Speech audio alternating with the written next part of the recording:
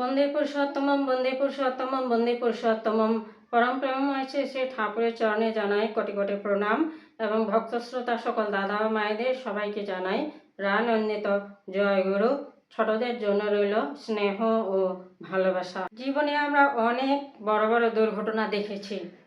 এই ধরুন কয়েক মাস আগে ভারতের আহমেদাবাদে যে একটা প্লেন দুর্ঘটনা ঘটে গেল, সেখানে শুধুমাত্র একজন বেঁচে ছিল আর বাকি সবাই মারা গেছিল।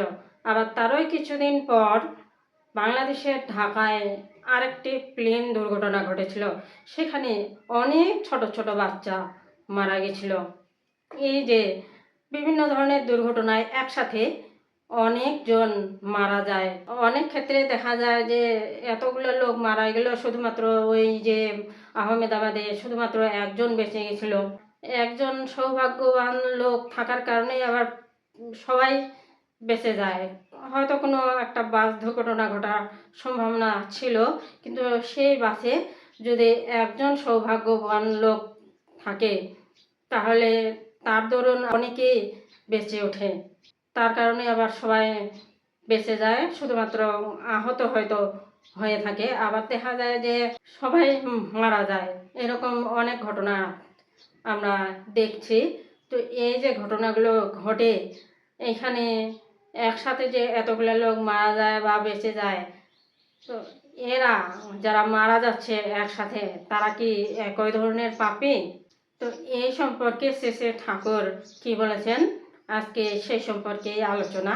কেষ্টদা নামে শ্রী ঠাকুরের এক ভক্ত ঠাকুরকে প্রশ্ন করেছিলেন যে ধরুন একটা বড় ট্রেন দুর্ঘটনা হলো, সেখানে বহু জায়গা থেকে নানা ধরনের লোক সমাবেত হলো, তাদের সবারই কি একই ধরনের পাপ?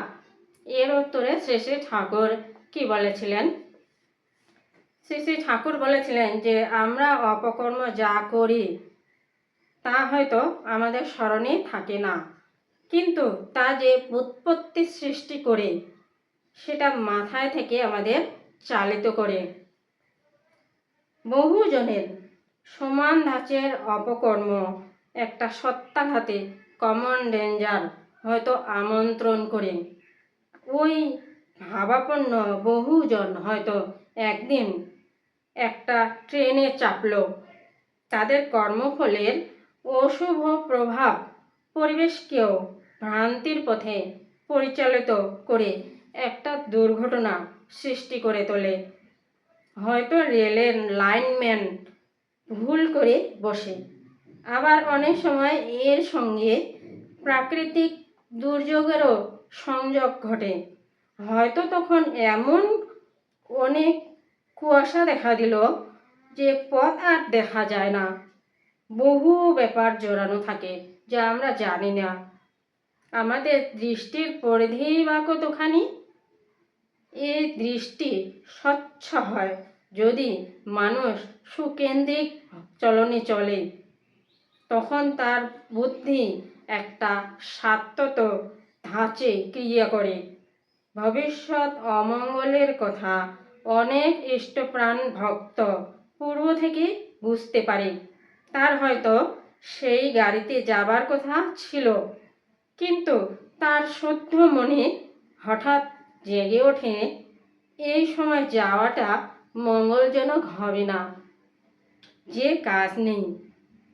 তখন যাত্রা স্থগিত করে সে বিপদ থেকে রেহাই পায়। এমনটা হামেশাই ঘটে থাকে।